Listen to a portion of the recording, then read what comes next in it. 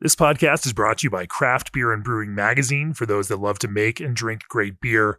Learn more online or subscribe at beerandbrewing.com or find us on social media at Craft Beer Brew.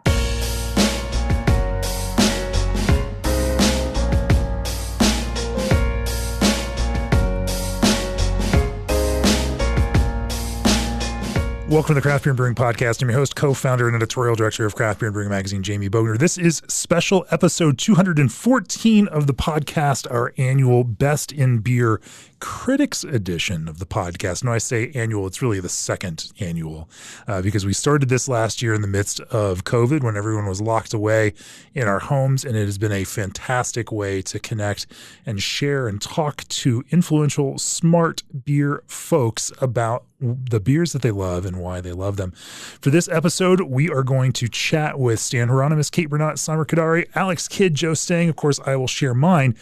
Here, this is also a special episode because we are recording for the first time in the new Craft Beer and Brewing office studios live with another person. I've recorded a few remotely out of here, but Stan Hieronymus is right here in the office with me. Welcome to the podcast, Stan. Thanks very much. And here I am in a padded room, which is where many people think I belong all the time. Don't we both? Yes. Don't we both? No, we've got it's a fun little studio. We're using it for the first time live with two guests, and we are going to walk through Stan's best beers of 2021. For those of you who are subscribers or readers of Craft Beer and Brewing Magazine, it is on page 58 of the 2021 Best in Beer issue, so you can pull up your copy and follow along the issue. If you're a subscriber and don't have your print copy yet, then just check it out. You've got it on email and you should be able to watch and read along with this. After Stan, we're going to kind of segue and pop in with remote sessions with some of the other critics from this issue. Before we do that, what if you could chill your beer with a more efficient chiller? The answer, G&D Chiller's new micro-channel condensers. G&D's micro-channel condensers are highly efficient in hotter regions, use a fraction of their refrigerant over traditional chillers, which provides less opportunity for leaks and lower global warming potential.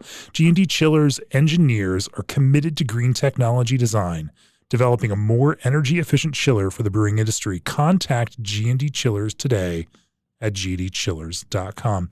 Also, this episode is brought to you by our friends at BSG. We all know that the best brewing results come from the best ingredients. BSG offers the largest variety of quality ingredients to create outstanding beers. BSG brings the best malt, hops, and additives from around the world to your brew house. Their knowledgeable and dedicated staff comes from the brewing industry and can assist you in product consultation for your recipe formulation. Contact your dedicated sales or customer support rep or become a customer at bsgcraft.com/be a customer.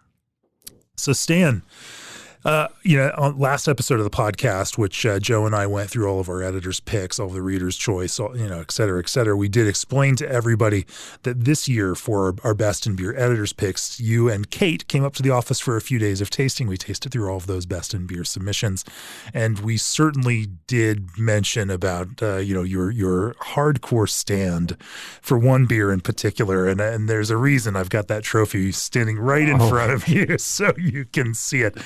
It was a fun experience, and it was great to spend a couple of days tasting beer with the two of you. We really appreciate your input on that. Well, thanks, and I'm glad you got a good story out of Starry Noche.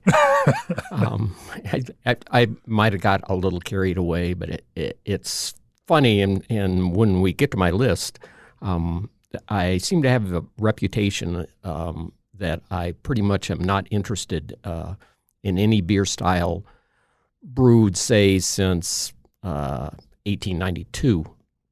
And I don't think that's true. And sometimes you come across a beer, and you say, this is still a beer.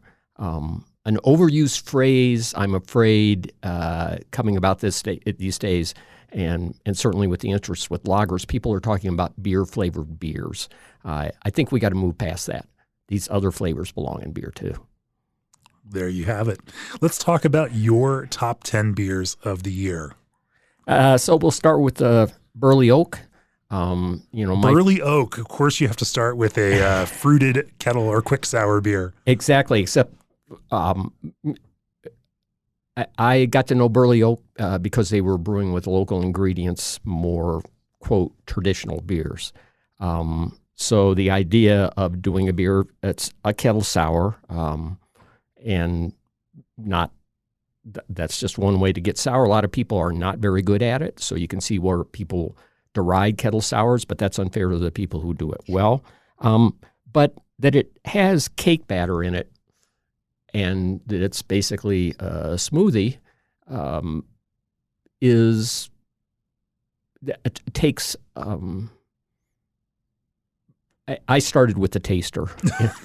That's a simple way to put it. On a flight of tasters, it was in July on the Maryland shore. It was hot. It was humid. It was the evening.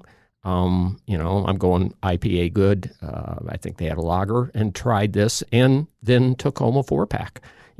It's got it is exactly what it says. It's dessert. Well, there you go. You're going to ruin your reputation for being a hard ass if you keep putting pastry stouts, dessert stouts, and fruited kettle sours on your list. What's next to kind of reclaim some of your credibility? Well, I guess a Bierstadt Lagerhaus Helles. That's about as traditional as you can get. We can have these discussions, and I think was Helles in the top 20 last year? The Bierstadt Helles, or just on Joe's list? I think that one might have been on Joe's list. They have the slow pour has been a beer of the year in the past. Right. I mean, slow pour is great, but it requires more patience than I sometimes have. And the Helles is wonderful. Generally, I'm going to pick either one up now that we live here, and I've got a 10-minute walk to a store where I can buy them, then I'm going to buy either one of those. But if you go into some place and you're in a hurry, then you're going to go with that Helles because it shows exactly the character. Like I said in the magazine, stealing this line from Greg Engart, it has just the right hit of matchstick. What's next on your list? Bell's Two-Hearted Ale. It's a beer you can get anywhere. During the pandemic, we were previously living in Atlanta, Georgia. We would make runs north into the mountains. And one time we're headed up into Tennessee, taking some back roads to a cabin we're staying in. And we stopped at a gas station to buy water. And that gas station has nothing but beers like Coors Light, Bud Light, hard seltzer, not a beer. Those sorts of things, and it has Bell's Two-Hearted. You can find it anywhere. Didn't buy it there then. When we were moving from Atlanta to Denver, we took a little detour, stopped at my brother's house in Champaign, Illinois, went out to lunch. There it was on tap, and that is the perfect Midwest, no coast IPA. It claims both coasts. It's that good. Sure. What's the next beer on your list? We're drinking a similar style beer right now as we're talking. Talk to me about this. And this style is on your list every year. It is, and generally it's live oak Grodziskie. I had not had it in the last 12 months, so it didn't qualify for this list. Chuckanut in Bellingham, Washington, has made these about once per year. And when they made it this last year, I sent them a note, and they sent me some in a nice 500 bottle, like we have in front of us. And it's a combination. It does what I like, because who knows what the Grodziskies tasted like 100 years ago or in the 1930s when they were revived. And Live Oaks has evolved. I happened by chance to be there several years ago when they brewed their first batch, and I had that. It was much hazier. And now it's come to what Doosan says about it is it should be about smoking hops. And that's what that beer is. This version, a little bit different. It's a Chuckanut beer. And the really cool thing about it, which Rick Burns, who's the lead brewer, said, that they're trying to make this beer, but it still remains a Chuckanut beer. You get both of those characteristics, and both are very admirable. What's next on your list? Cloudburst Bill, and that's what, if you've had cans from Cloudburst, you know that trying to figure out what it's called sometimes can be a bit of a challenge. It's just stamped on that same writing on the top, on the rim, like the date will be on the bottom. And this was during hop harvest, and I was in Oregon at the Goshi farm, and Gail gave me the can of this beer, said, "You want to try this?" We were talking about public hops that are now at the stage that will soon be released. This one's made with the full number is USDA 2010-008. I would guess that probably the hops are more likely to be released before that will be a beer that a hop that finishes 024. But that evening I'd gone and located the Airbnb in Oregon where I was staying, and then went back out to the hops field, parked my car beside the hop field, and opened this can next to a field of Simcoe. And in that setting, however good the beer was, and it's really good, it got that much better. So I thought I got to put it on the list. So you've already talked about the top 20. We already have. That was the top 20. So you can. That's all fair game. Cloudburst also has another outstanding beer in the top 20. Entirely different experience. That one is just like crawling into a hop kiln, and it's just wonderful that way. They're doing some beautiful things with hops up there. Yes.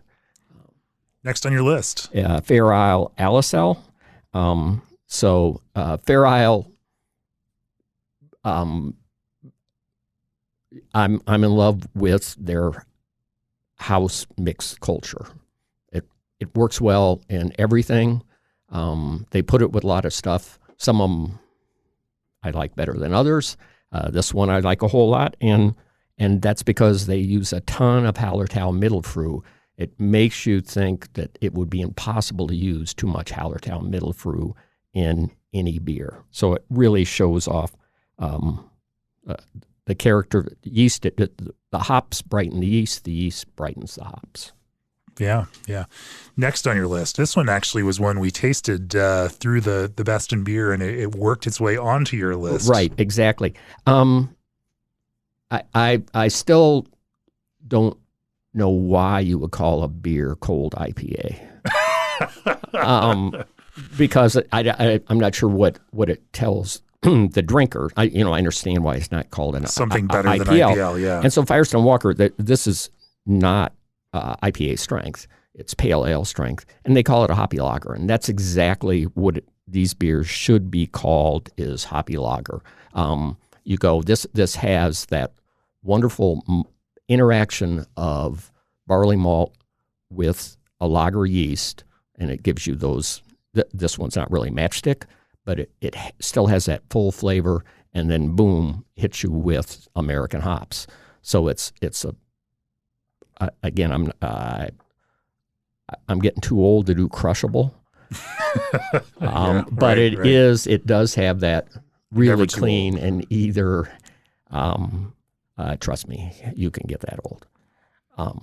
But yeah, it's a nice, as I said, there's a simplicity to the beer and a complexity both. It's quite enjoyable. That's Firestone Walker's Welcome to L.A. Oh, yeah.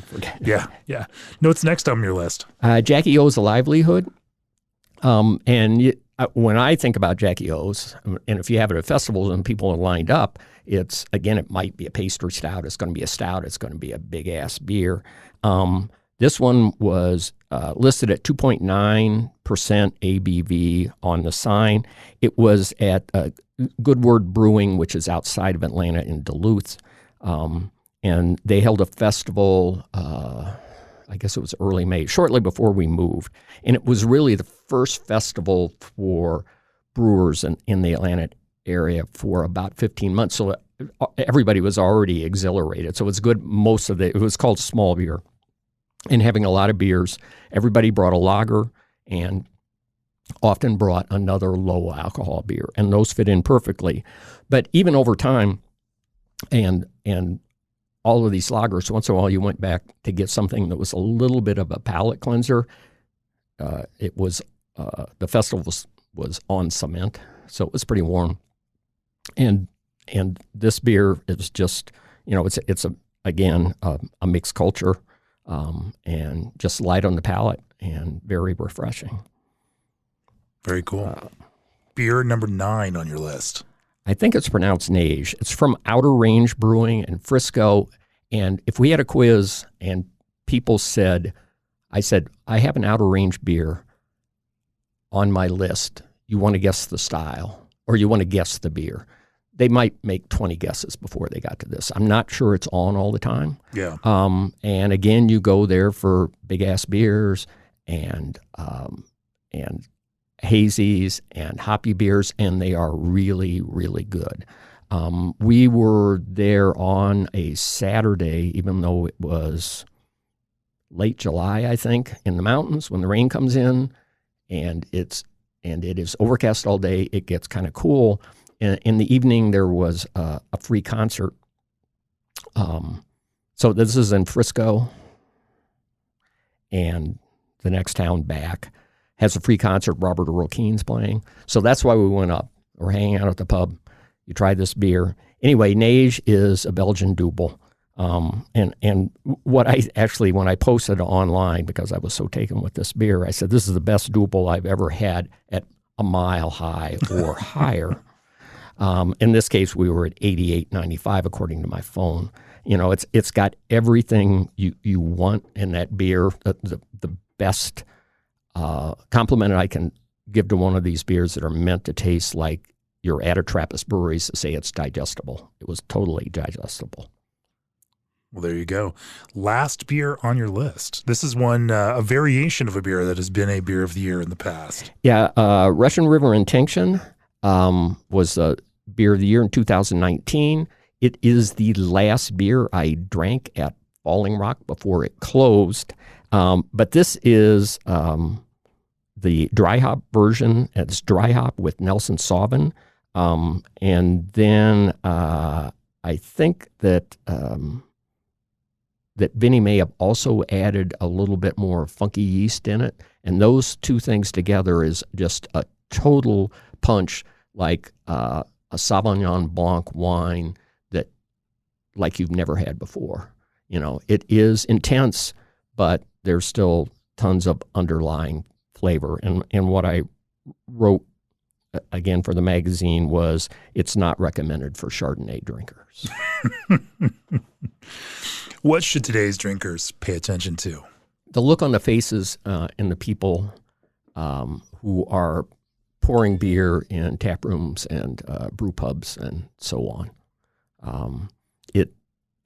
We should have been doing this before, but I think because of the pandemic, people are paying more attention and realizing that being in the service industry is not such a good deal. So when you see people, to give you an example from the Denver area, it's like you go into Lady Justice, which is in Aurora, and the people pouring the beer are genuinely happy to be working there. And it's not just a matter of what they're paid or it's the community that they're within. And I'd rather be in a place like that than a place with, and I wouldn't say that anybody making the beers on my list are places you wouldn't want to drink beer, but to go into a place that gets a beer that's 4.8 on Untapped, and all the people pouring beer look sad, I'm ready to turn around and walk out. Fair enough. What should today's brewers pay attention to? Sustainability, which is, they're thinking, what am I doing in my brewery, saving water and things like that. But you need to back up on the supply chain and realize, what's going on with the hops that you're using, with the malt that you're using. Everybody's this next year is going to be reminded that beer is an agricultural product when they see prices going up, because barley had a horrible year in the field. And I see these posts from brewers on various forums now, how much more they're going to be paying for malt this year, and it's pretty scary.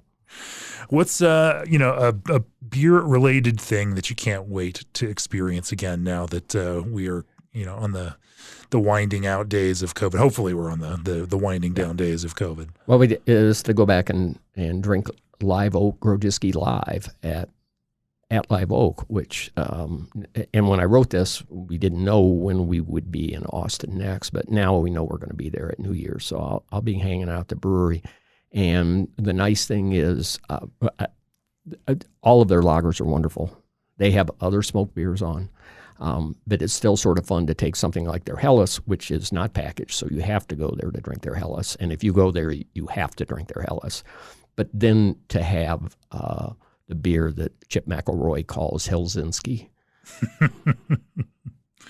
Well, there you go. There you go. What's one beer that deserves more attention than it gets? As I said, this is rhetorical because I've said on the list every year I'm going to keep saying Live Oak Grodziski until they brew it at least 10 times a year. Right now, I think they're up to about 6 or 8. But I wasn't sure if you meant a style beer or what you meant beer. So I did add that the beer people should be paying attention to is the one if you go to check in, it doesn't have a super high Untapped score. I said 3.42. That was totally made up. And meanwhile, this is the beer that sells all the time in the tap room, or it could be in your local bar. That's the beer you should be paying attention to. There's a reason people are drinking that beer, and we should not turn our noses up at a low rating. Amen. For that last question, we let you make up your own question and answer it. And so, of course, you asked a hop question. What hop do you wish was in more beers? Brewer's Gold, which you're not going to get hardly any beers with Brewer's Gold in them. It was released in 1934. If you look at the family tree of the world's most grown Alpha Hop, Hercules from Germany, Brewer's Gold is in there. You look at the world's most popular aroma hop, which is Citra, Brewer's Gold is in there. But Brewer's Gold on its own is almost impossible to find. So you keep wondering if in 1938, when this hop was released, if brewers were doing then what they're doing now, how it might have changed things more quickly. So it would be cool if more brewers were using this and seeing what they could do with it, because what the heck, I've tasted enough Citra beers. Did Vinny put you up to this? He did not, but this will put the onus on him because we've talked about it. I've talked to farmers who said, sure, we can supply Vinny with Brewer's Gold. So now he's going to have to show us what he can do with it. Well, there you go. Yeah, we had a pretty intense conversation about Brewer's Gold at that last night at Falling Rock earlier this year. Oh, well, Stan, thanks for joining me to read and recount your best in beer live here. The most common complaint about hard seltzers, they need more flavor. Extract alone is a weak flavoring agent and can leave a chemical aftertaste, but there is a better way. The craft concentrate blends from Old Orchard are packed with real fruit first, no added sugars, and just enough natural flavor. Breweries are turning to Old Orchard concentrates for seltzer with more body, color, and aroma. Turn seltzer skeptics into supporters with seltzer that drinks like a beer. Get started at www.oldorchard.com/brewer. Also, still emptying those overflowing waste bins of crushed low fills or undercarbonated cans every canning day? It's time to fill like a pro. ProFill can fillers from Pro Brew use rotary, true counterpressure gravity filling and seaming technology to run at speeds of 100 to 300 cans per minute with minimal DO pickup. Stop wasting perfectly good beer. Email ProBrew at contact@probrew.com today.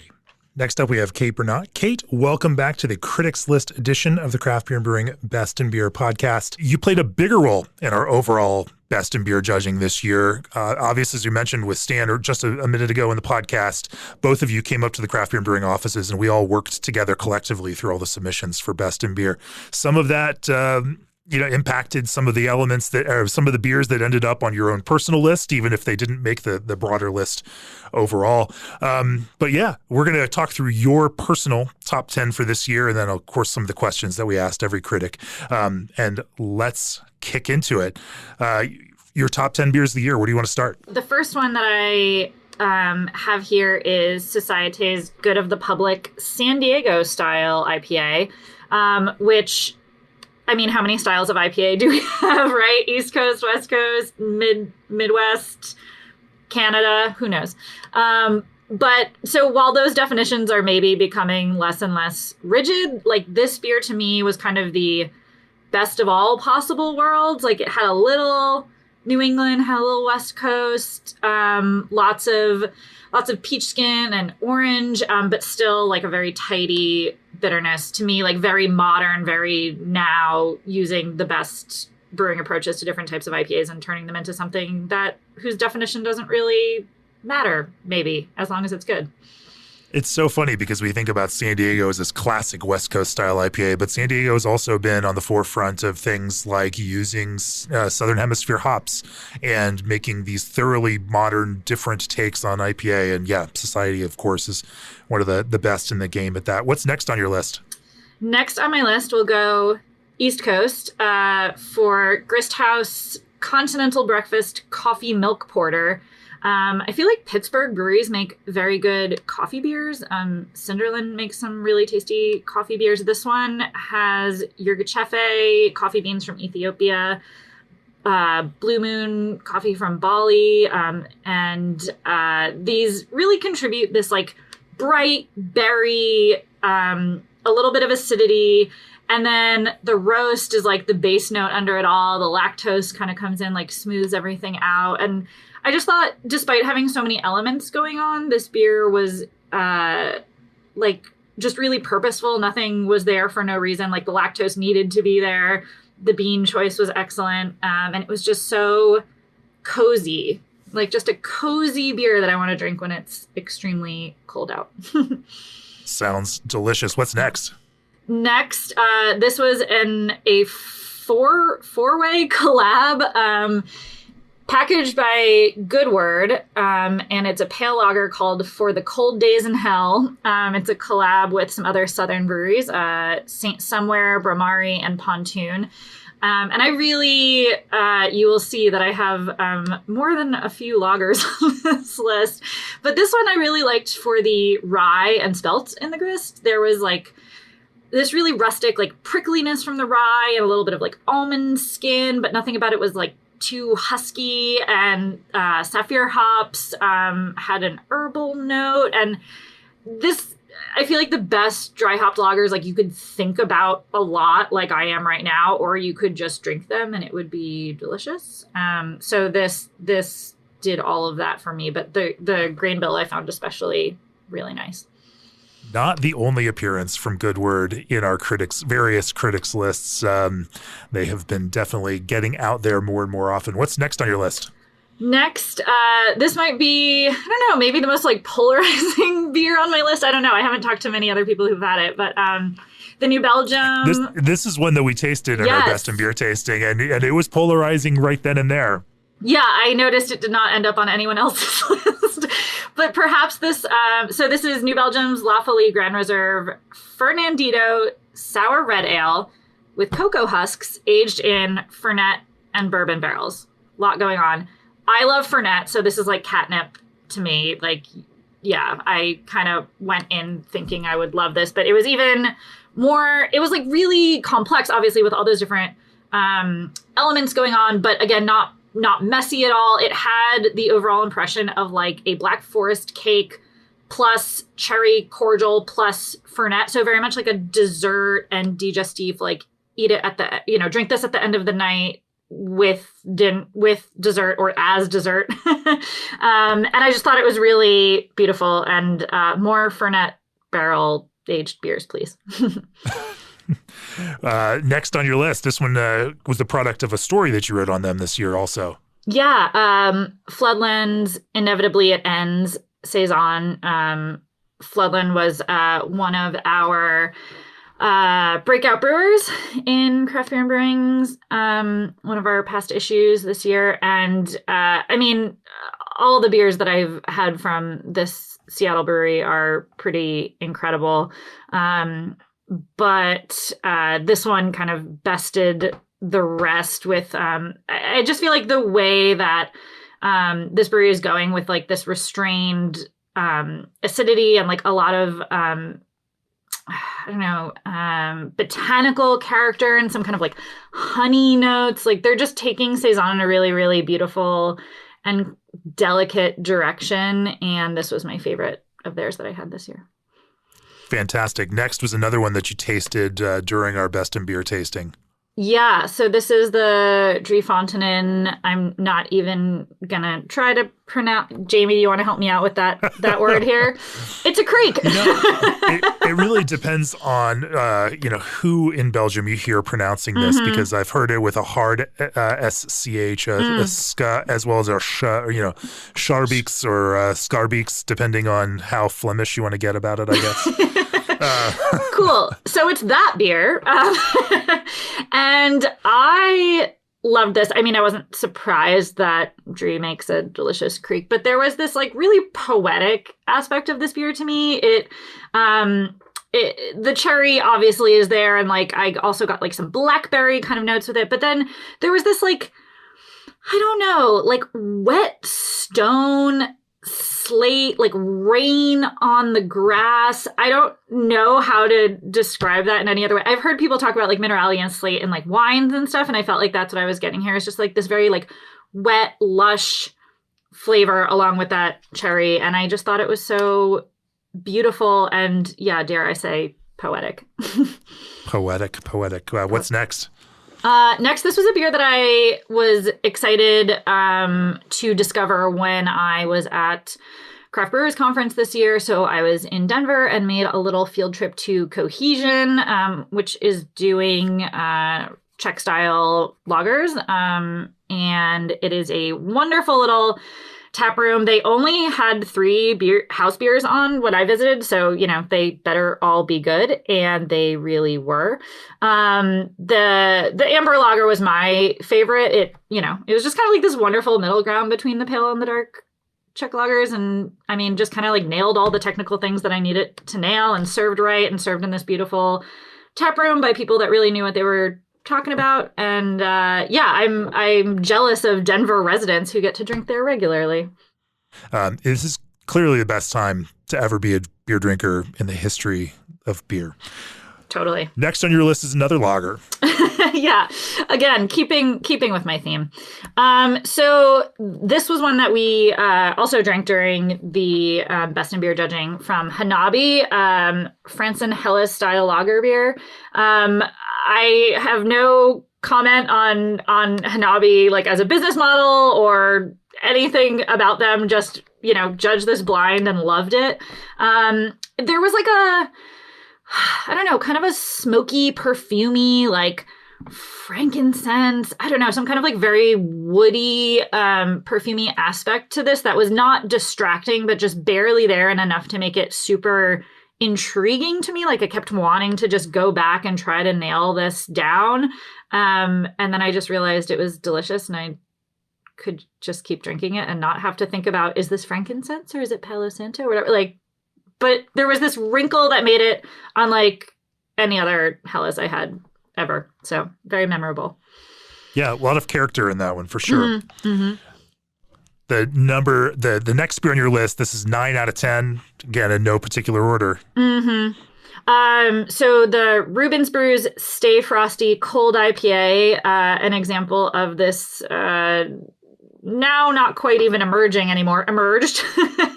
Also new take on IPA, which is really more just a way to hop lagers.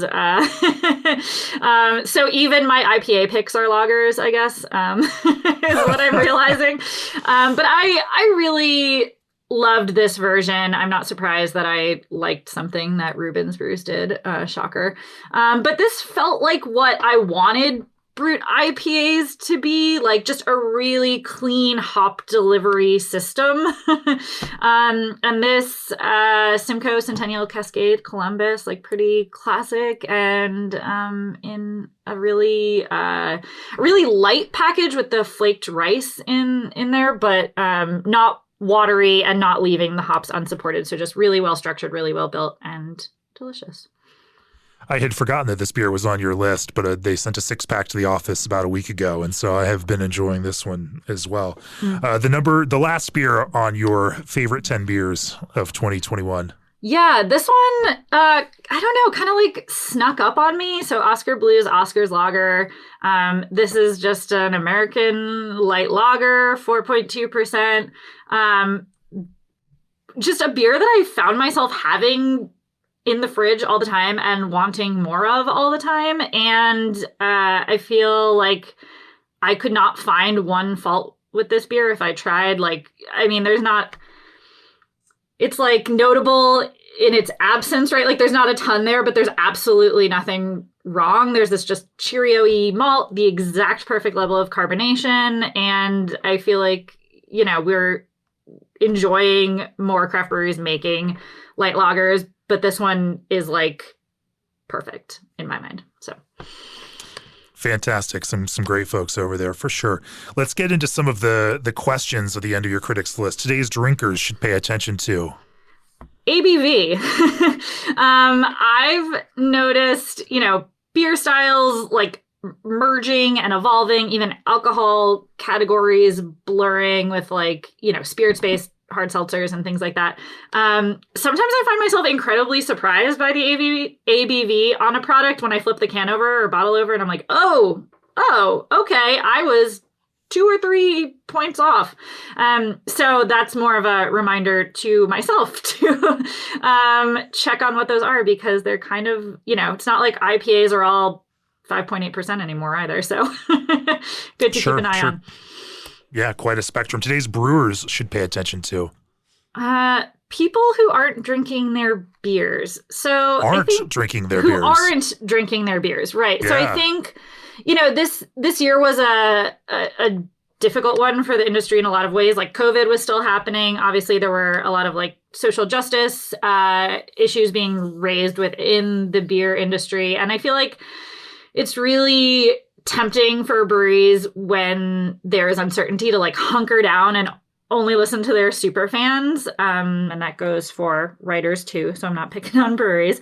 It's tempting to listen to those people. But I think, for breweries, if they want to be inclusive and they want to grow their business, it's important to look at, hey, who's not drinking our beers? Who's not in our tap room? And why aren't they here? What could we be doing better to reach more people and gain more new fans? Yeah, that's an important point to make there. A beer-related thing you can't wait to experience, hopefully as COVID continues to wane here around the world.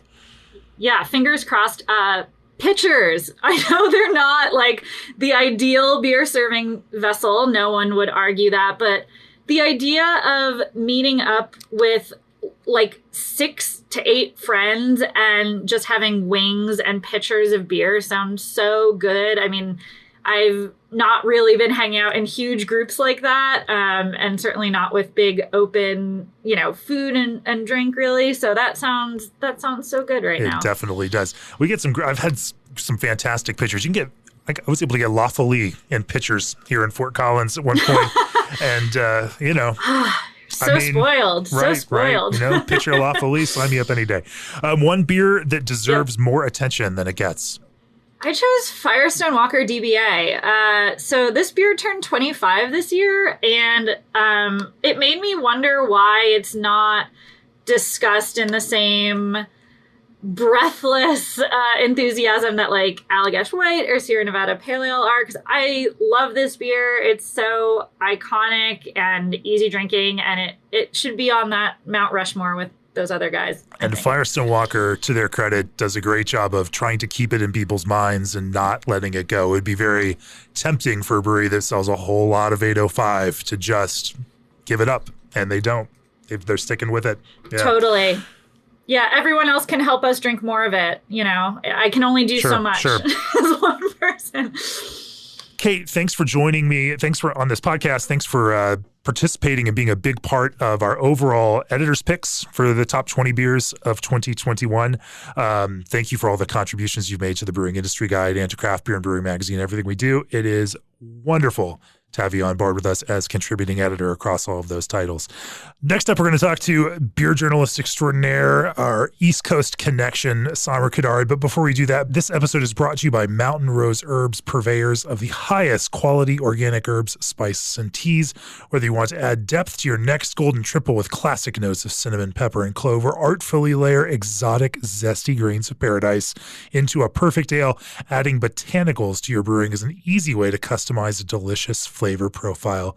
Mountain Rose Herbs has been providing organic herbs and spices to chefs, herbalists, and dedicated brewers for more than 3 decades.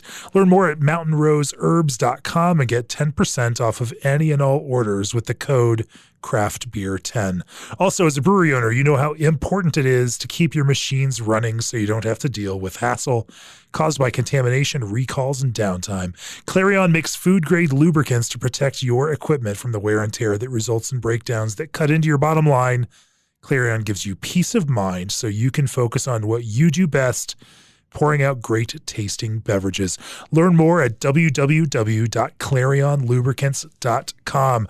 Samer, let's talk about your favorite beers of 2021. It was another weird, difficult year, a year we thought was going to end up better than it was.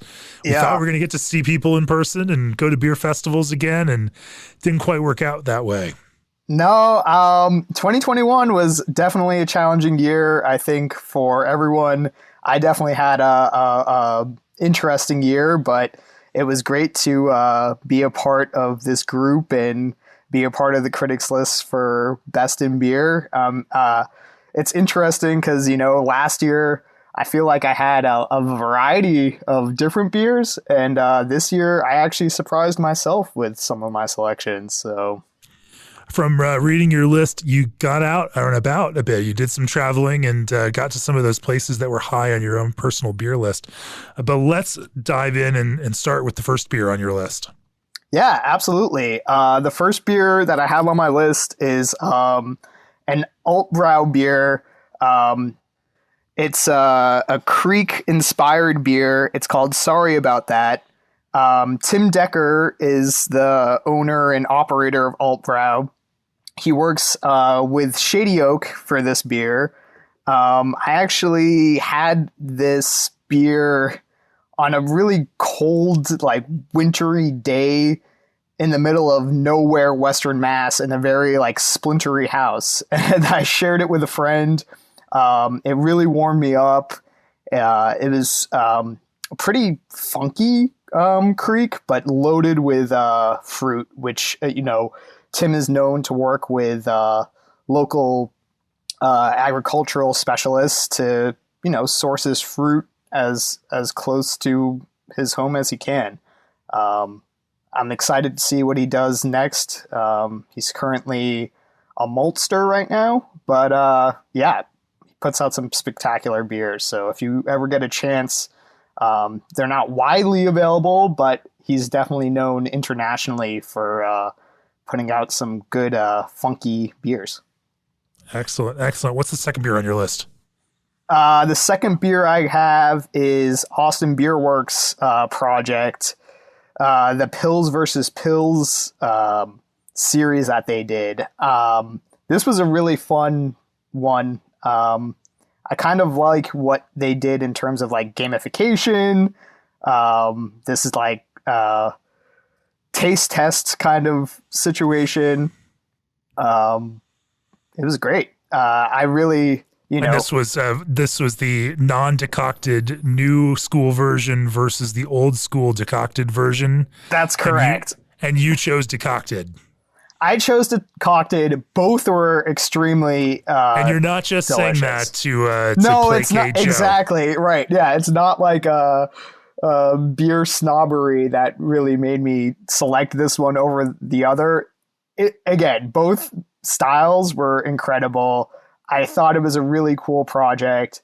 Even when they had their own judging, it was interesting to see the participants also be kind of split. But I think their decocted version just won a little by a hair, in my opinion. Well, Austin is quite the lager hotbed, and so that's saying a lot. What's the third beer on your list? The third beer that I have is Bissell Brothers Double Lux. This was released, I think, for the first time this year. I'm a huge fan of their rye IPA. It's a simple Mosaic. They've actually changed the name to Mosaic IPA. This version was like pretty, one of those juice bombs. And it just really felt in line with what Bissell kind of does. I compared it to like a McDonald's celebrity meal. I don't know why. I think a lot of those things that in terms of the marketing and things of that nature just like make it much more luxurious. So luxurious. Wow, you were right on brand with them on that one. What's the fourth beer on your list? The fourth beer that I have is Second Shift's Harvest Skies. Again, I think one of the things this year in particular was more about the like sense of place of when I enjoyed these beers. I got this beer like dead in the middle of winter. It was amazing. I'm not really a huge Brett beer enthusiast, but I was really impressed with the mixed cultures, the drinkability. Second Shift is also putting out incredible beers. Really love their Schwartz beer too that I had around that same time, but this one stood out to me in particular. They're wonderful folks too. What's the next beer on your list? The next beer on my list is Redemption Rock's 3-Decker. So Redemption Rock, this beer, 3-Decker is a Helles. And I think aside from the Austin Street Pills, this was another beer that I just wanted to feature because, again, I drank this beer and I was so surprised that I like had to keep going back and purchasing it to make sure that it wasn't just, again, one of these one-off instances where I was like, oh, this beer is really good. So that I would go to a beer store and grab it in a can and be like, okay, this beer is really good. I went and visited them at their location in Worcester and had it on draft. And I was like, still very, very, very impressed. The brewer, Greg Carlson, was a former brewer at Jack's Abbey. So he knows how to do lagers well. And again, they're a great, Redemption Rock's a great company. They're B Corp certified. I think they're the only brewery in Massachusetts to be B Corp certified. So, and it's slightly turbid, huh? A turbid Helles? It's slightly turbid. Again, in the marketing world, I don't know why I compared this beer to like what you would envision those cinematic commercials of what like a macro lager would be like, just like the sweaty can and like thirst quenching, and it very much so is. Fantastic. What's next on your list? Next on my list is Highland Park, the double dry hop version of Sugar on My Tongue. Again, it was interesting that this year, last year on my list, I had, like I mentioned, more of a variety, not too many IPAs. I think, because I had maybe hop fatigue from last year, I actually was enjoying IPAs a lot more. This one from Highland Park, who also make great lagers, was just so like candy flavored. Hence the name, I guess, Sugar on My Tongue, but and award winning. So, they're doing something right.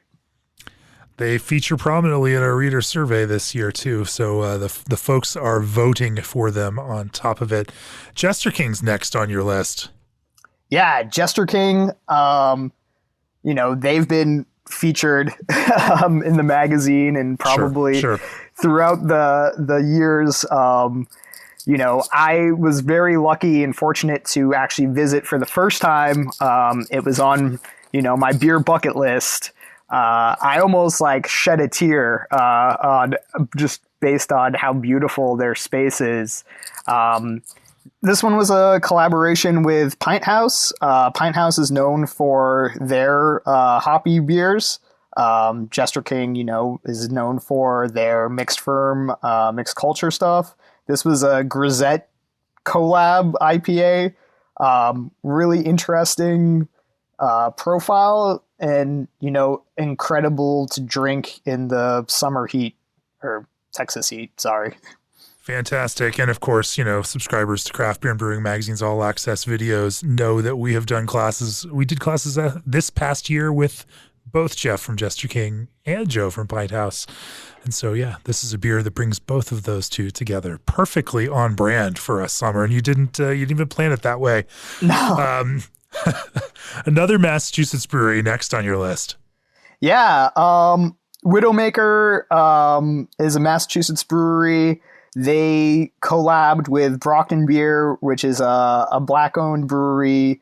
Brockton Beer is hopefully getting their brick and mortar running this year. They put out an IPA that they brewed on Martin Luther King Jr. Day. They released it during Black History Month.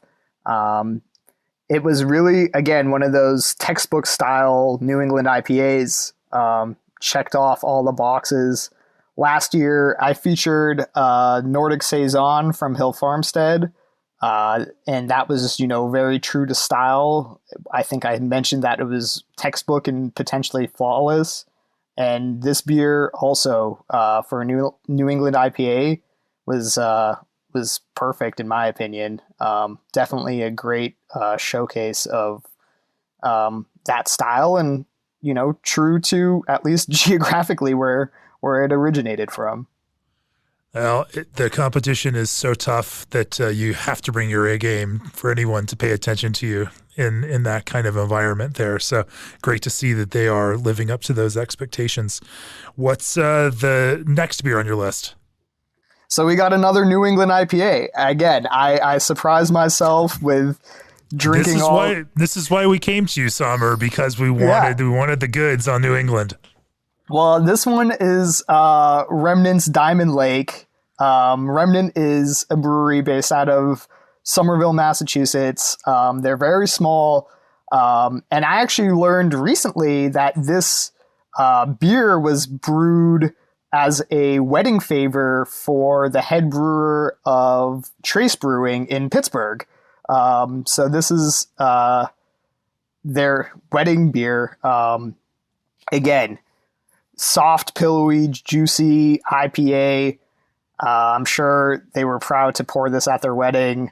You get your New Zealand hop character. You get that everything bagel character. I don't know. I really like this beer a lot. Your Pantone swatch metaphor was absolutely perfect for me with my design background. I love it. The last of your top 10 beers of 2021. Yeah, the last of my top 10 was New Belgium's Dominga, which is their mimosa sour. I was really impressed with this beer. It's interesting. I know that this is a beer to be enjoyed in the mornings and things, and I think I never actually drank this beer past noon. It's incredibly drinkable. Definitely, I would love to try their variation. They have a Paloma variation that came out. They do have a Paloma variation.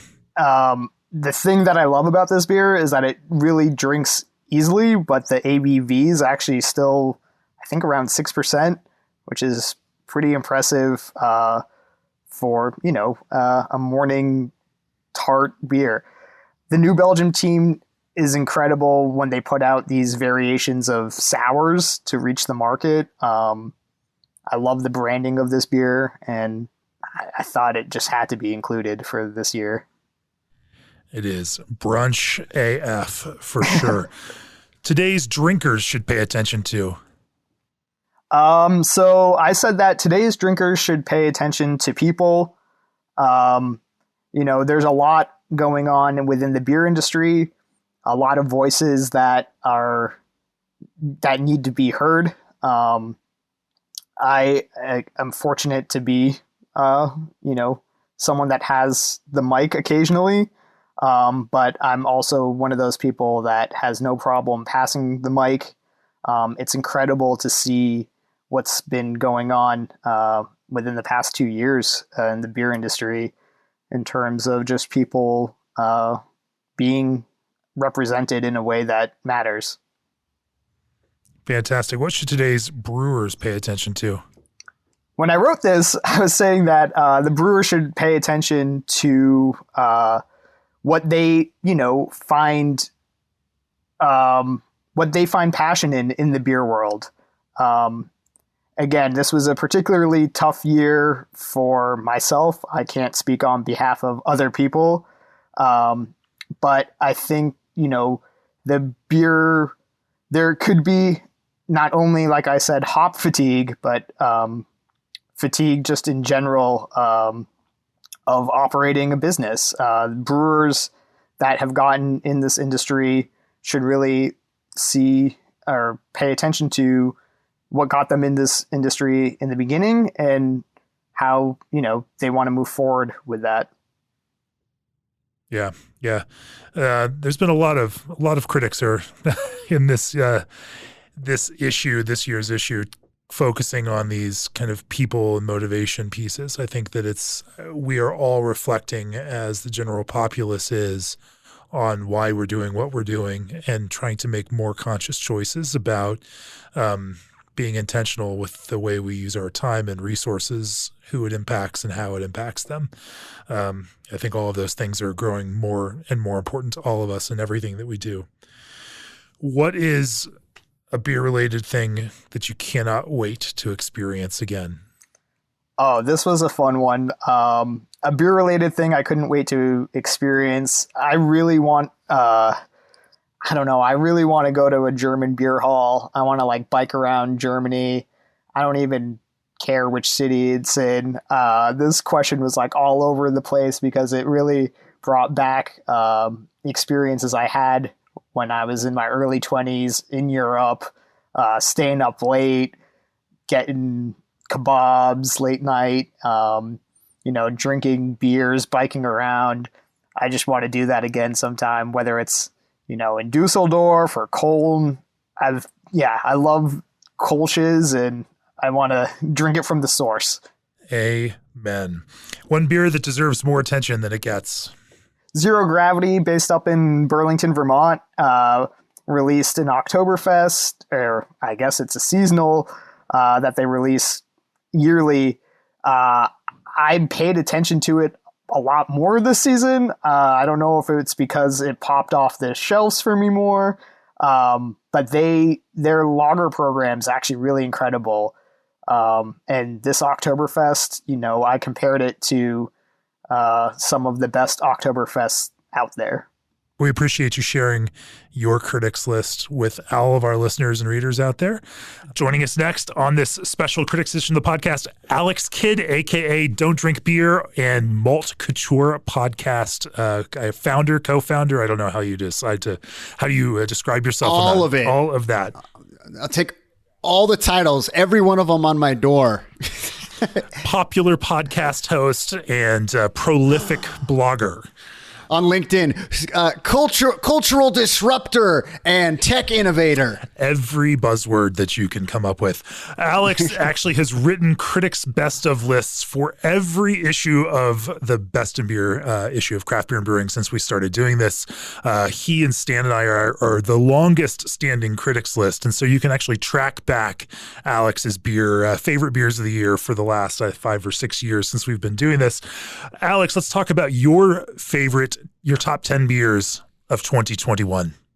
All right, let's do it. 2021, kind of an interesting year, obviously, given the fact that distributions changed. A lot of the models were changed. Not a lot of people drinking in-house draft-only type of things, and a lot of beer festivals were abrogated. So I don't know if my list is super reflective of that, because I'm kind of a person who's beholden to FedEx boxes and different types of hype on the secondary market. I have to follow up on those.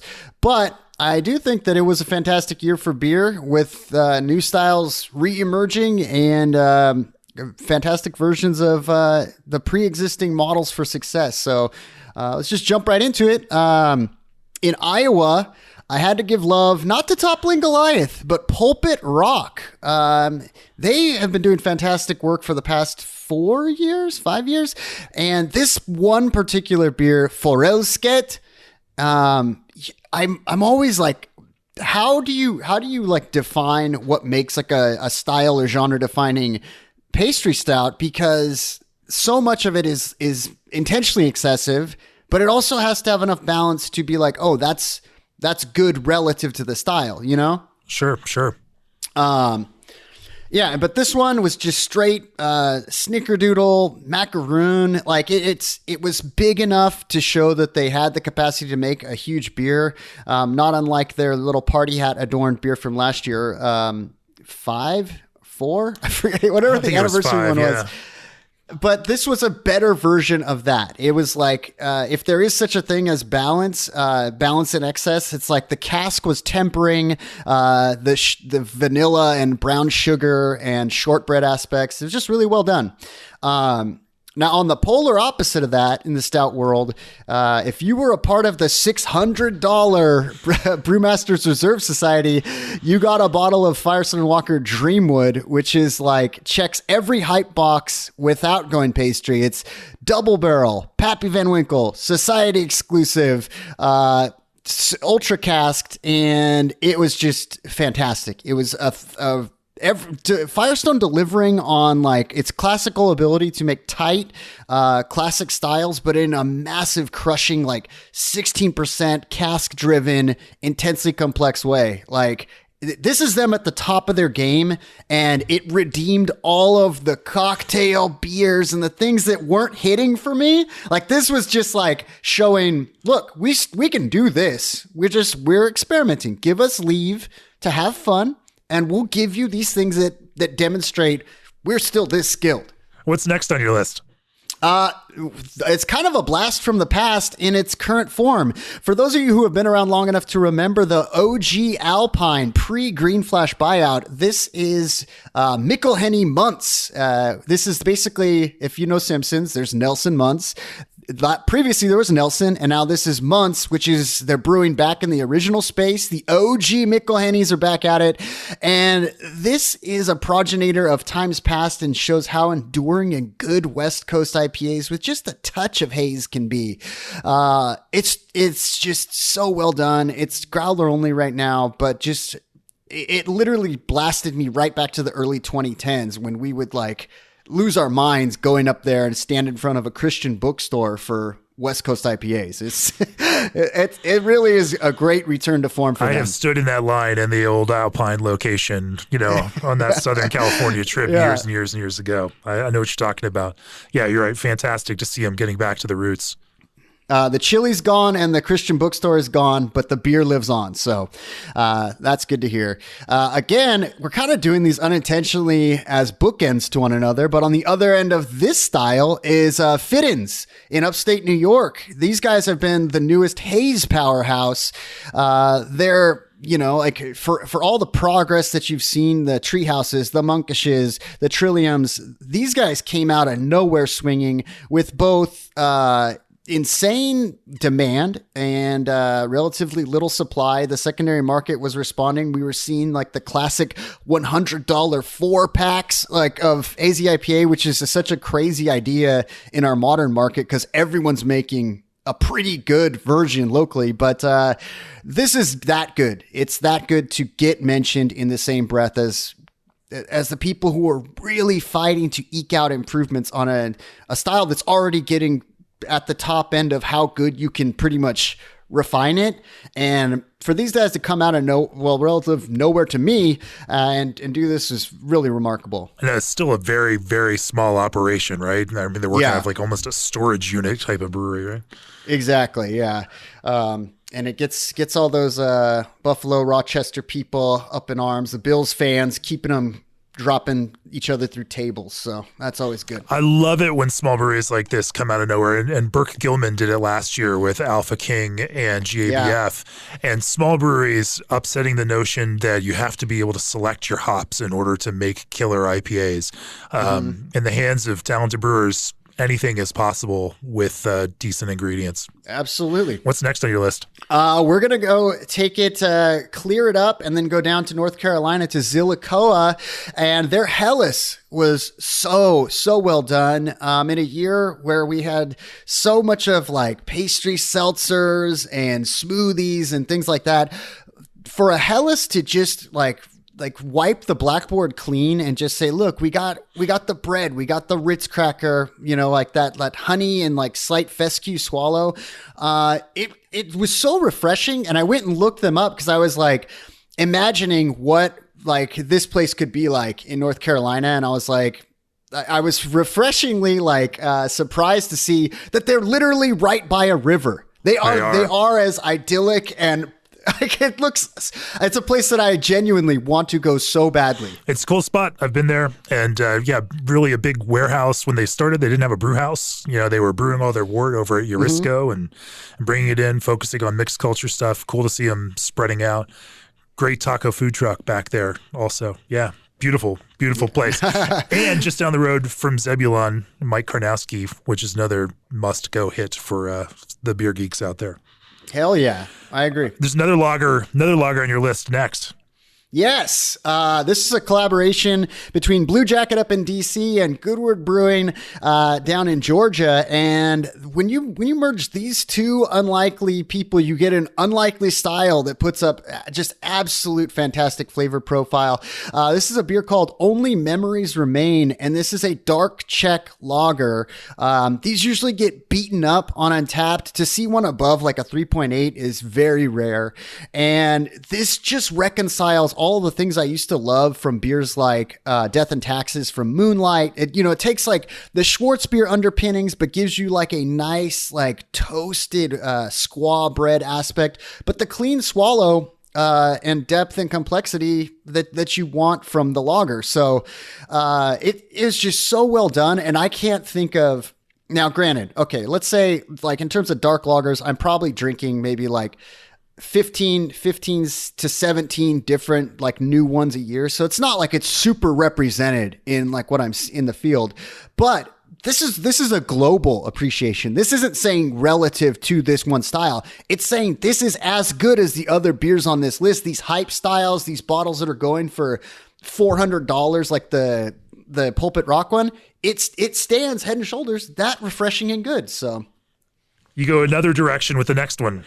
Yeah. And so if we're talking about decadence and, invite only clubs, you got to go to Brad Clark. Private Press is on this list. Electric Roads. We previously saw him on one of my previous lists. Maple in the Wood was on a different issue, and that was a collab before Private Press had opened.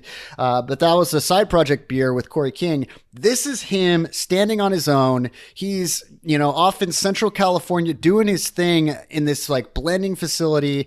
And I've never seen so much transparency. The marketing materials that you get from them tell you exactly each barrel, the origin of each, how it was shipped, every single like blending component that went into it. And it just came out. It was a barley wine that in a year of so many barley wines that I've had, it did this amazing threading of the needle of not going ultra saccharin, like where some places default, they think English barley wine means leaving all of that brown sugar in and just leaving that in, but also not drying it out to the point where you really like the cask is overbearing or you're getting stripped down into those like really fusel grape date plum. Like it just hit the exact strike zone of everything you want in a barrel aged barley wine. Just so well done. Mixed Culture is up next on your list. And this one, I just checked my Instagram. Kate, who probably precedes me since I'm like the final boss on this podcast. Listeners have already heard Kate's, Kate's list on there. And so I think they've heard of her take on this next beer. Yeah. So I have to yes and her. I know Kate's a big improv fan, but Floodlands inevitably it ends. Mixed firm done in a way that is so aspirational and top pinnacle of, if you pejoratively would call it, an American wild ale. I think that this is squarely in that mixed firm saison farmhouse realm that is top tier, like as good as it gets in this realm, like without adding anything else to it, not massaging any produce or fibrous material. It does what I feel so many other like American blenders and wild ale purveyors should do, is just manages the acidity so well and like gets these really elusive flavors like pear and melon and, you know, soft, low pH, low acidity flavors that allow it to stand on its own as a beer without being a fruit bomb or without being an acid bomb. It's just so good. For sure. Yeah. Next on your list, you take it down to Texas. Yeah. So it's so hard to pick something from this brewery that just is the Lager Masters in Austin. Live Oak. I went with pre-war pills. And they constantly have something new or interesting that perhaps might not even end on this list. Like this week, they released a Maibach that's so good. And how do you get people interested in a canned Maibach? Like they are doing things that it's like a synergy of front of house and back. Like they're both on board and they get things done and they sell out these bizarre things. But this was, you know, pills are making a huge comeback, but in a lot of the forms that we see it in, it's like kind of an India Pale Lager. A lot of the ones we're seeing are like very Italian, very dry hopped. Like people aren't ready to give up that IPA blanket like for security. But this is just straight up gristy, crackery, like I don't know, like oyster water crackers with like a nice like saltiness, just intensely crushable with perfect carb sustain and lacing. What do you want, you know? Live Oak shows up on 4 of the 6 critics lists this year in varying ways. And here's the other fun piece of it. Another thing you didn't know when you sent us this list is that we actually, in this past February, filmed a class on brewing pre-war pills with Dusan and Chip of Live Oak. And we're down there. It was a fantastic time. Nonetheless, couldn't agree with you more. Absolutely. Fantastic brewery, making weird things. And I mean, of course, the smoked beer, sticking to it, making it whether people want to buy it or not. Yes. Absolutely fantastic. Hatzitsky. Yep. Last beer of your top 10 beers of 2021. Oh, man. Talk about another brewery where it's so difficult to pick one thing from them, because Fantôme makes so many strange offerings that are non-standard. And it's also difficult to just blanket recommend Fantôme because Danny Prignon is always just doing wheelies, trying new stuff. Some of the bottles are going to be too bizarre for people, and some of them are going to be just perfectly right in the strike zone, and they'll just be gone and you'll never be able to find them. This one was like lightning in a bottle. So Danny teamed up with this Swedish beer podcast, Olpolen, who they've been going at it for like 5 years. And they know their stuff. And so they teamed up and made this really like fascinating Swedish spiced saison. So they brewed it like in Swa with Danny, and it's like, it tastes, first of all, it's a brand new beer that tastes like it's 5 years old. And it's like this merger of like playful oxidation, like construction paper, dill, like a kind of Kalmata olive brine and caraway seed. Like it sounds insane. Like I'm describing like you blended up a Reuben, but like that's not what it tastes like. It doesn't taste like exactly like that. It's just, it is something that is so unique that it is quintessentially Fantôme. Nobody else can make a beer like this. And if you poured it for someone, it's not like some of those instances where perhaps Dogfish Head just does something for the sake of doing it, and like you have to reconcile the flavor with the project itself. It is a good beer first and foremost, and then you tell people the story behind it. You're like, this is bizarre. And I really respect that. Like, I think that you can have classical execution like Live Oak. You can have, you know, insane stuff like Fantôme. As long as the beer is good, everything in between is acceptable. For sure, for sure. What should today's drinkers pay attention to? Man, I was so torn by this because it's like there's so many things in the aether that I wanted to underscore. Everything from like supply chain issues to employer equity and things like that. But I think one of the things that we are seeing increasingly, particularly with the way people engage with Instagram and TikTok or any of like the platforms and how direct and targeted the marketing it is. I would just encourage people to really take a look at like who is providing them with like their beer content, their endorsements, who's bankrolling them, what do they really care about, and just go follow, get back to your roots and go back to like your palate and what you enjoy. Find somebody who provides something that you're like, okay, that makes sense, that aligns with like my core of values and what I like, and just make sure you know who's telling you what to drink and figure out whether or not you want to support that person.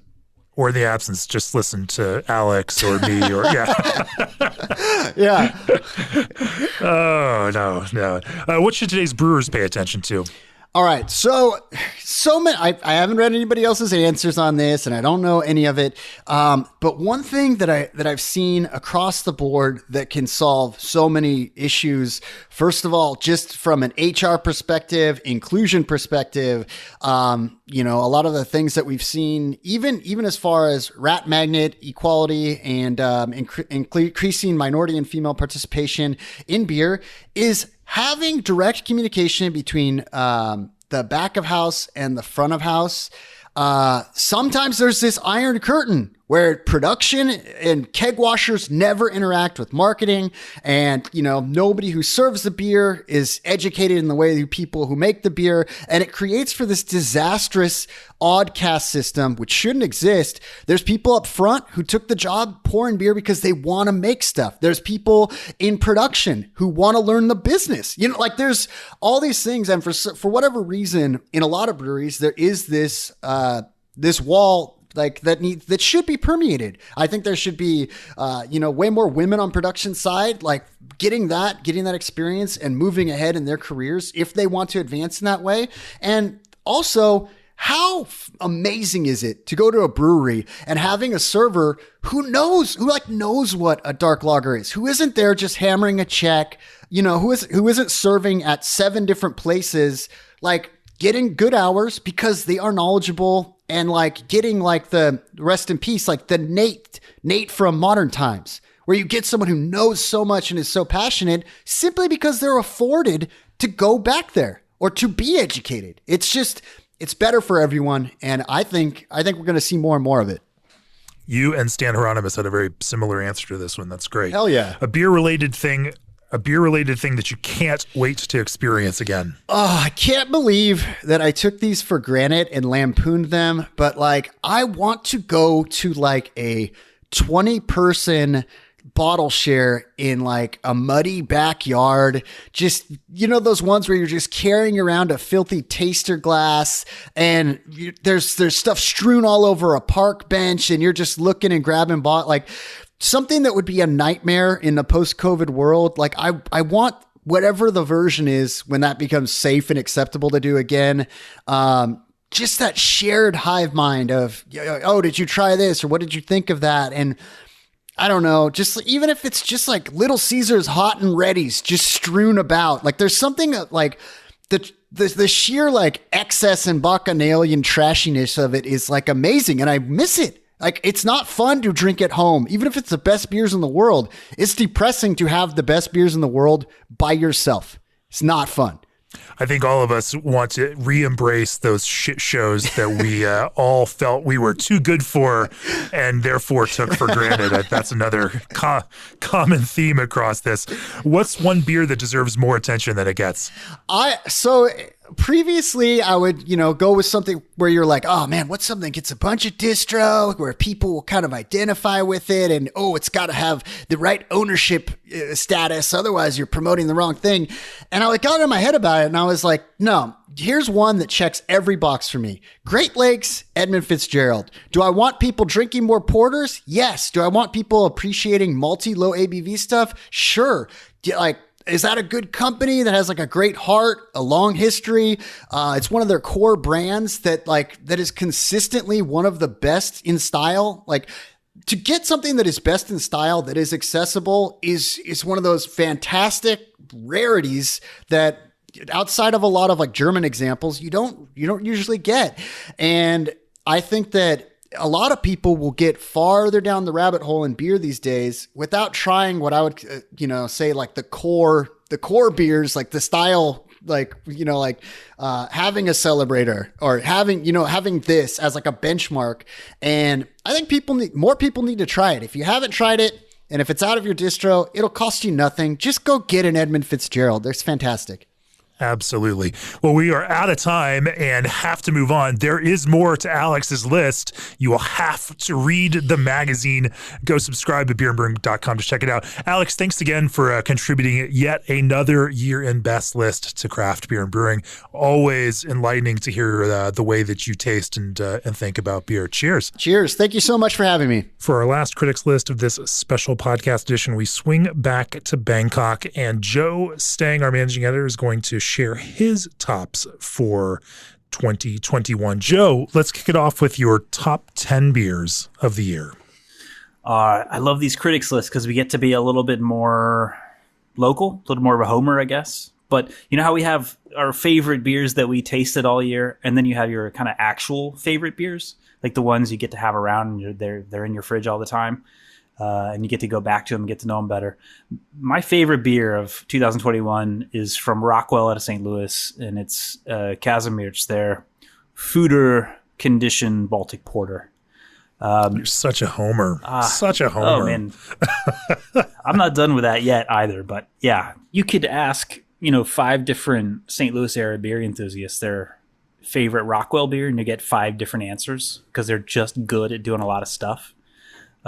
And I have a soft spot for Baltic Porter, and this one is rich enough for me. It's got to be big. I know there's a lot of 7%-ish Baltic Porters out there. To me, that's like, yeah, you're almost there. Like, make it hefty. This is 9.2% ABV. Couple things I love about this beer also. Not for the beer itself, which I love, but I mean just around it. It's already your favorite beer, and then it goes and wins a gold medal at GABF. I feel pretty smug about that. That was the cover you needed. That was the cover you needed to put this on your list, right? I was like, I can claim my editorial independence, not my local homerism. I know. It's like, I know it's won a medal. Yeah, I know. Like GABF gets a gold. Like, yeah, I know. And then, but the other thing is that because John Moxey knew already that I love this beer from the previous iteration, and then because of the pandemic, this time it actually spent twice as long in the fooders. And so, mind you, these are clean fermenting fooders. This is not mixed fermentation stuff. You're getting some very subtle wood-driven notes of like vanilla there, and so I was a little bit annoyed or upset, like worried that it wasn't going to be as good as the first time around, and it was even better. Like just that. It added just that little bit of polish and flourish to this really hefty, excellent, rich, smooth, deeply malty beer. And it was just one that was my naughty beer. At least once a week I had to have, one of those and crack it open. So Rockwell Kazimierz in my top 10. Next up is a place we both were at and had, one of those memorable, actually really a highlight of my year. Is when we got to visit Otherlands in Bellingham, Washington. And we had no intention of going there. I'm not even sure we really knew about it until just about every brewer we met told us we had to go to Otherlands and check it out. And so we went there in the evening, and what we found was this dedicated, old world inspired little brewery run by, it's family run by the couple, Ben and Carolina. And the beers the lagers particularly are Franconian inspired. The place is Franconian inspired. So you have this sort of feel of a family run place too. The food there is really good. I mean, I have nothing for or against vegetarian food, but it was vegetarian and it was delicious. And I would just go there just to eat. But meanwhile, we loved it. We looked at the menu and you're like, oh, doesn't say that it's a vegetarian menu. Right. But it there's was. no meat on the menu. Yeah. And Ben, was hosting and seated us, he had done his brewing shift in the morning, and now he had put on his host hat and was doing, his PM shift gig. Yep. And it's one of those sort of, he's one of the sort of reverent lager brewers who wants to do things a certain way. And he did brew at Munzenbacher, for example, with Stefan Zehenner. So he's been around and he's learned some things, and he's not new on the block. But they're doing decoctions there. They're doing spunding. They're doing the horizontal lagering, and you get this, beautiful foam just having from every piece of the process dialed in. And the beer was just delicious. The beer is bright in the corners. It's a Helles. You go on a different day, you may get a different take, a different beer altogether. But the approach is going to be the same. And it's just this lovely, sometimes when you get Hallertau Mittelfrüh and just lights up, this leafy, lemony character to it. And it had that. And it was just, we closed the place down, and if we were unable to stay longer, and I'm not sure how, they had to make us leave. So we left. What's next on your list, Joe? So this maybe is Homerish for me in a different way, because I'm originally from the Ozarks, but this is a different part of the Ozarks. This is from Rogers, Arkansas, in Northwest Arkansas. Ozark beer, really excellent little brewery that more people would know if they weren't in Northwest Arkansas and just taking good care of their local market there. Listeners to the podcast know them because I did get out there to Northwestern Arkansas and Rogers in particular, and interviewed Lacey and Andy for the podcast. It's not the beer I would have expected to have on my list from them. I already was a big fan of their pale ale, which is sort of like this classically formed, piney, 4.5%, just session jammer, great beer. Their beer that they just call lager is actually pretty closely hewing to the Bavarian Helles line, and it's really delicious. You can drink a bunch of that one too. You can get either of those beers for less than $10 a 6-pack, in Northwest Arkansas, and they're everywhere. It's awesome. As long as you don't try to buy it on a Sunday. Yeah, well, yeah.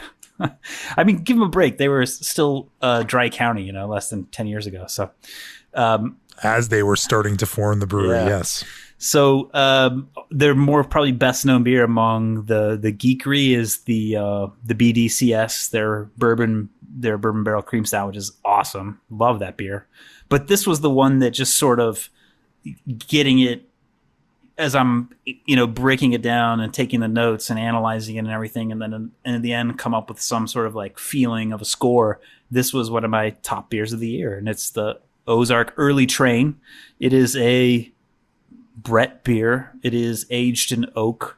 It is wood kissed. It's got this complexity coming from the bread and the oak, but none of it is overdone. It's so elegant and light. I get this sort of white wine spilled on the cellar floor thing, which hits me with some of my favorite Brett beers, and I probably write it too often in the magazine, but I just love to say it. Bits of pear and pineapple and white flowers, lilacs, and it's the barnyard part is low. It's not a challenging farmy one. This is really elegant beer, and just really enjoyed it. So thank you guys for making that beer in Rogers, Arkansas. What's next on your list? It's from a brewery y'all might have heard of. It's Russian River, and it's never heard of them. Well, tell me more about them. Well, they're in a town called Santa Rosa in a state called California. And Windsor, yeah. And this is Pliny the Younger. I had never had it before this year, and just tried to treat it like any other beer that I'm getting to know, and man, I just loved it. It's one of those beers where I get why this is a big deal. And this is the kind of beer that I love to call a hop wine. It's up there above 10%. And it's the original hop wine in some ways, isn't it? It is. You've got just that classic Northwest pine woods thing in there in the hops. The malt is big and yet structured, and it's the frame that's holding all that beautiful hop flavor, and they come together so beautifully. It was juicy before IPAs got juicy, and it has a bitterness that is there but doesn't stick and coat the tongue and prevent you from drinking more of this, which gets quite dangerous when you're talking about above 10% alcohol. There ought to be more beers like this. It's not an easy beer to make. I get that. Your beers don't have to be as excellent as a Russian River IPA, but I just love these really big but West Coast-ish IPAs. Delicious beer. Glad I got to experience that this year.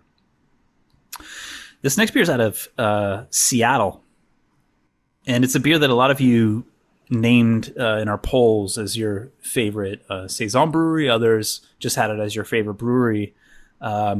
And it's from Fair Isle. And the beer is Knitting Circle Batch C. And there's a bunch of different, mixed cultures. Season one Batch C, right? Okay. Yeah. I mean, I can't follow all the codes, It's like, I don't even know if this is a beer that anybody can get anymore. You should do your research, Joe. Well, just do your research. I've done it. This is why I'm a writer. I write things down because I can't remember anything.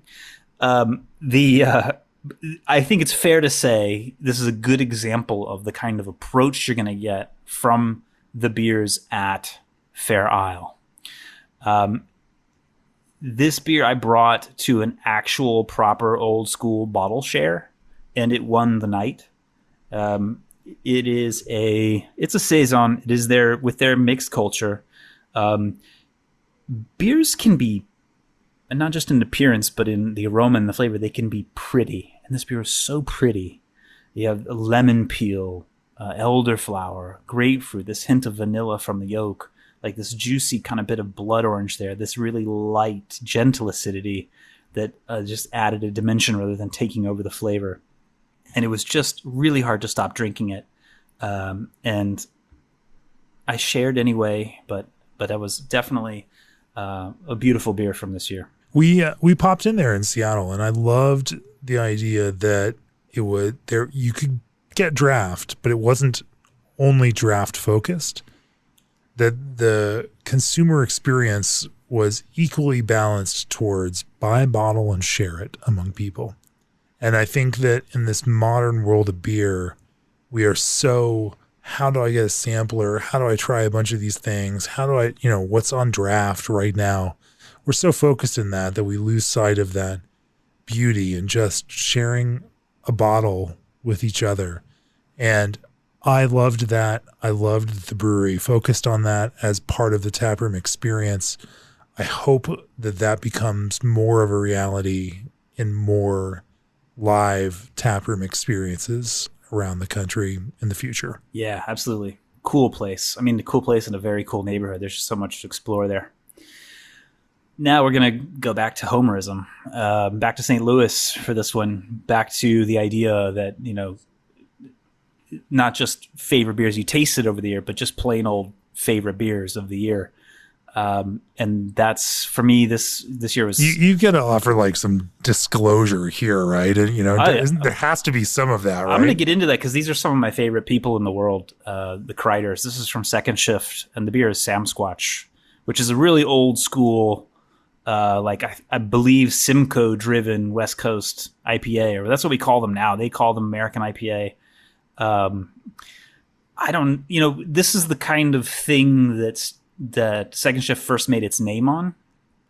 And when they were, I was in a homebrew club in Franklin County, Missouri, and when the Kreiders were in New Haven getting started before they moved to St. Louis. And so I was tasting these IPAs he was making back then, and it was like, wow, like this is a level of like hop flavor and character that nobody's doing right now. Well, then everybody did. Then everybody started doing that. Not that they started it, but they were definitely like on the early sort of cusp of that. And then IPAs kept changing and evolving, as we know, like faster than we can even keep up with, really. But Second Shift still kept making this sort of, I don't know what to call it, like a 10 years ago IPA, and just keep fine tuning and keep it great. Art and Neurosis is another one of my favorites that they do. And the Sam Squatch is one that I didn't like as much at first, but I think it's like just sort of gained more and more in my esteem.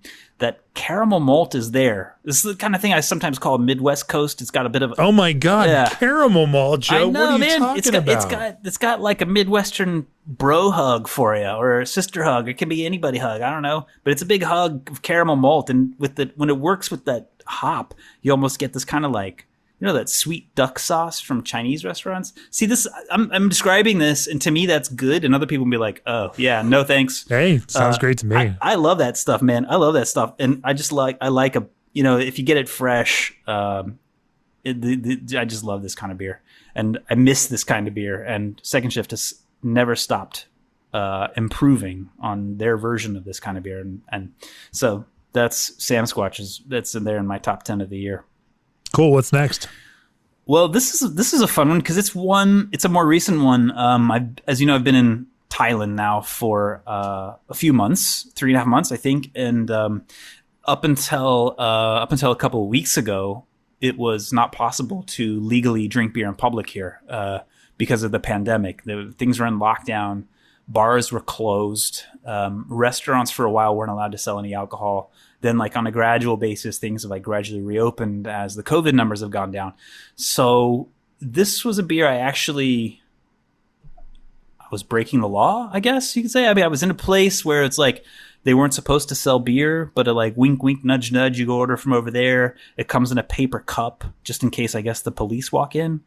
I'm not going to say where that was, but it was such a delicious Please don't beer. incriminate those Thai street vendors like that, Joe. I'm sure somebody could probably do their homework and figure it out. I doubt the Thai police are going to be real tuned into our podcast. I hope they're listening. But it's the beer is from England, Bristol, England. It's from the brewery Left-Handed Giant, and the beer is called Feels Like Heaven, and it is a delicious stout of 6.4% ABV.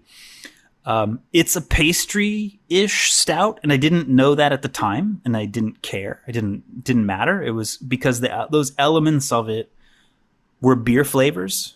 They were balanced with the beer, and they were serving the beer. But there's cacao in there, there's vanilla, there's some walnuts, and it's got milk sugar.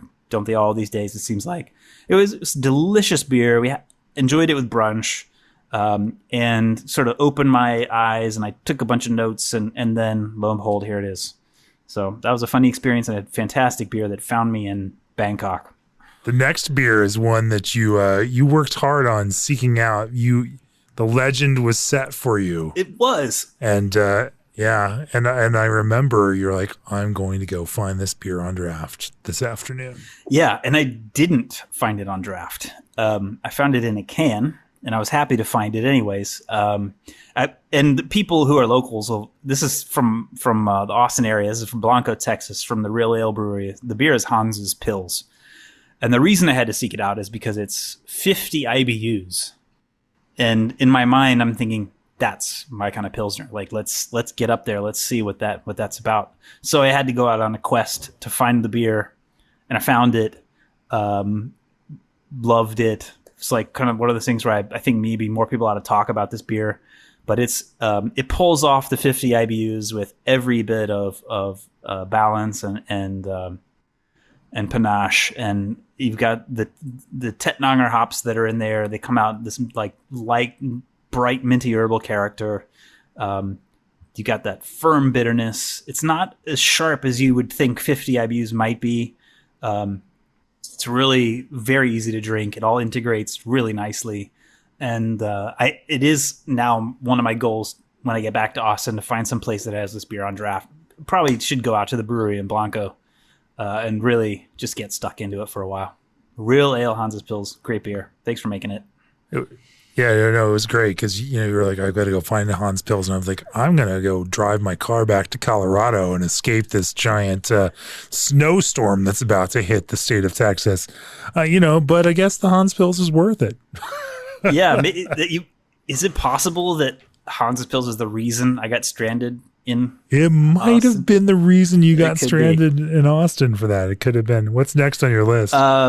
So yeah, I have two more. Out of Kansas City, we both spent some time this year at Alma Mater Brewery. A lot of people a year ago were telling me about this brewery, saying, "Hey, you got to check them out. They're really good."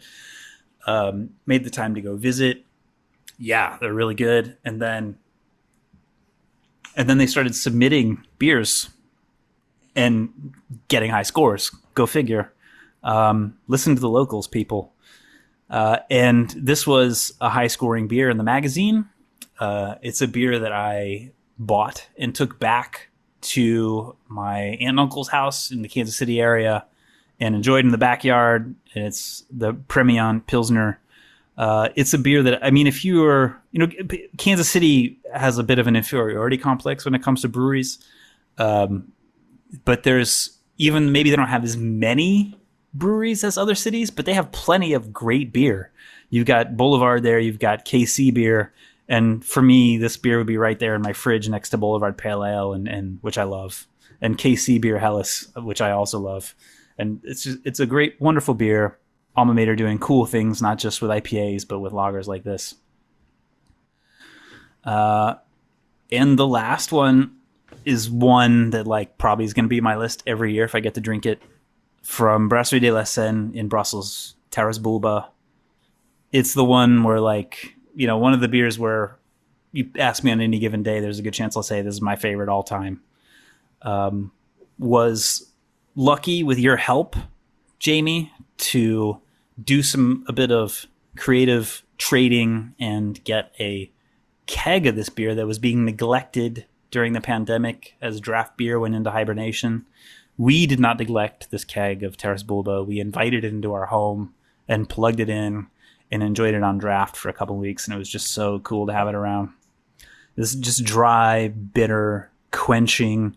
It's just packed with these zesty Tettnanger, and it's a fantastic beer that just gets better all the time. And I think I probably said this last year too, but people talk about going to Dublin and drinking Guinness because it's always tastes better there. I wouldn't know. I believe you, but that's the way it is with Brasserie de la Seine beers. You drink them fresh on tap in Brussels, and it's oh wow, this is different than paying $12 a glass in Colorado or whatever. This is whoa, they paid a few bucks for it, and it's another level of you get it that kind of beer fresh. It's fantastic. That's amazing, because when I have it on draft, I'm oh wow, no matter where it is, no matter what price it is, it's still impressive. The next question on your critics list, today's drinkers should pay attention to. Yeah, beer bars. And it's one of those things where beer bars are going to have to do some of this on their own. We can't expect them, they're not going to survive through charity.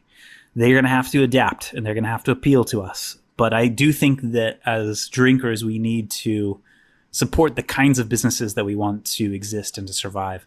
And so a lot of our beer drinking business in recent years has moved to brewery tap rooms, even though, frankly, a lot of them are very similar in atmosphere and offering often very similar ranges of beers. They've just become, those third spaces. And I really miss what beer bars can do in terms of variety, in terms of education, and particularly in terms of atmosphere. And I miss that character about them. And I hope we can get to them and support the ones that we think should stick around, because they're not, as we saw with the Falling Rock, just because you love a place doesn't mean it's going to survive. Support the things that you want to survive. Absolutely. For sure. Today's brewers should pay attention to. This is a recurring theme in craft, and to me, this is what craft means. But the brewers who brew what they want to drink, that's what often turns out the best. And so I think brewers should pay attention to that inner voice that's telling you what you want to drink. Brew it. There's room for you to brew what the marketing team is telling you to brew, and what you also just sells well for the brewery. But don't forget those other things. There's room for other styles. Brew that thing that you want to brew for your shifty. The best beers are those beers across whatever style that are brewed with the passion from a brewer that cares so much about that beer that they're making that it transcends everyone's expectations of what style is and what they think they like. those are the beers that we want to drink.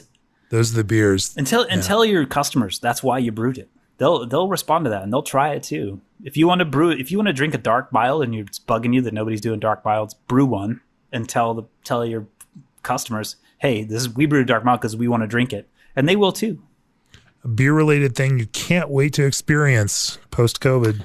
Belgium. You're itching to get back, huh? Oh yeah, big time. Yeah, and not just Belgium. I mean, it's getting more travel in general, obviously, but that's I was hoping to get there, last year and hoping to get there earlier this year, and it still hasn't happened. So now it's a powerful itch now for sure. 2022 is the year. One beer that deserves more attention than it gets. So Weinstefano, everybody knows, is a fantastic brewery. So many beers come out of there technically perfect and very delicious. I think the beer that everybody there really knows is their Weiss beer. It is, to me, like the prototype of an excellent classic, paler, modern Weiss beer, Hefeweizen. But the one that I think deserves more attention is their Helles, the original premium. And I've been surprised at how available the beer is. Like in your better bottle shops in town, you can probably go to your import section and find a 6-pack of it right there. And it's going to be pretty fresh. It's going to be cold. Bring it home. Make it a friend. It's a great beer. Favorite brewery visit of 2021, Joe? Yeah. I know what your answer is here.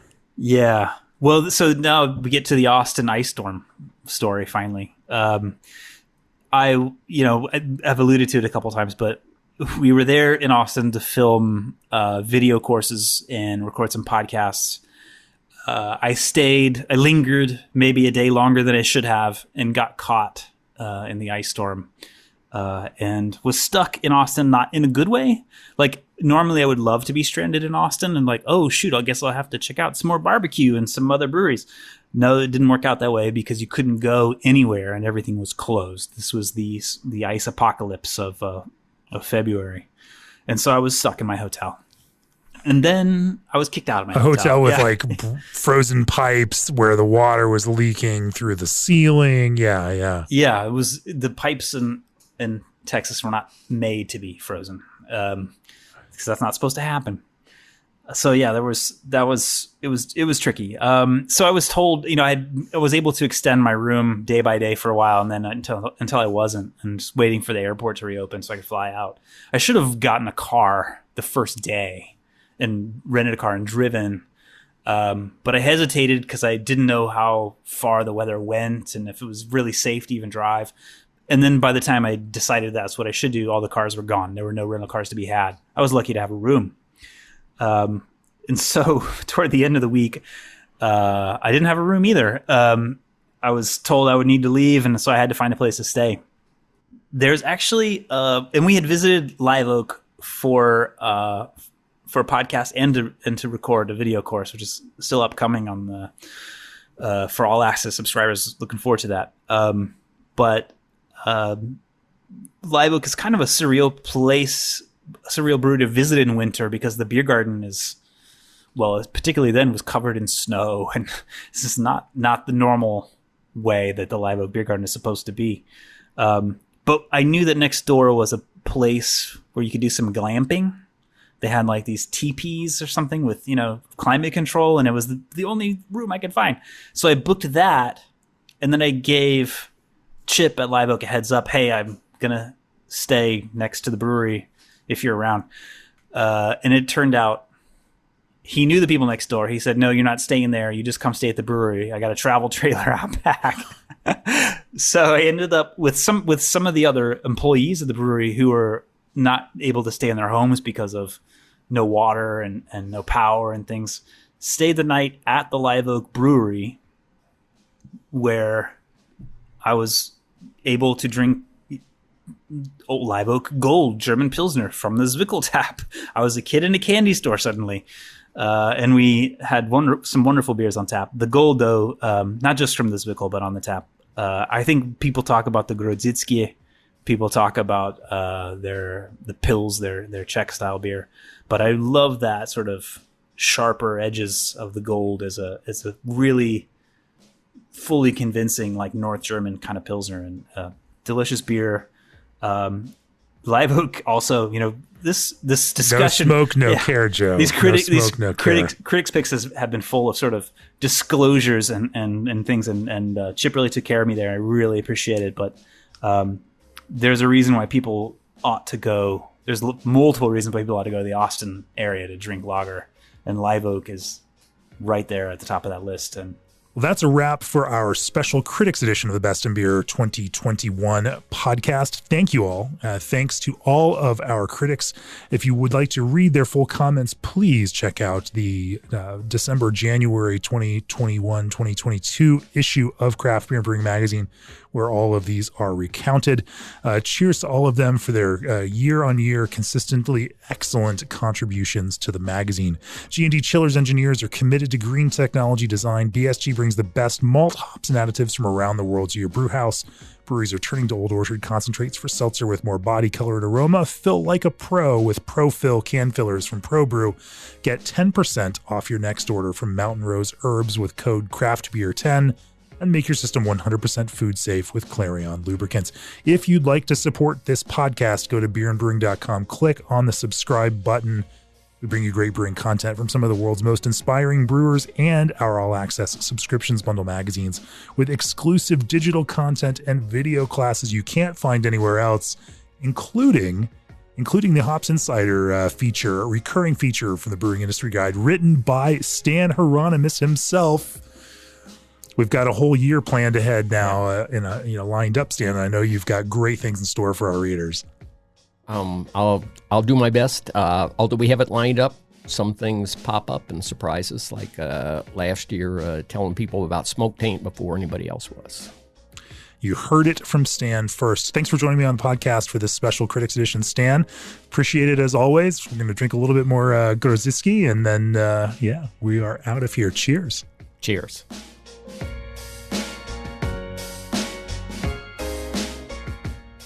This podcast is brought to you by Craft Beer and Brewing Magazine for those that love to make and drink great beer.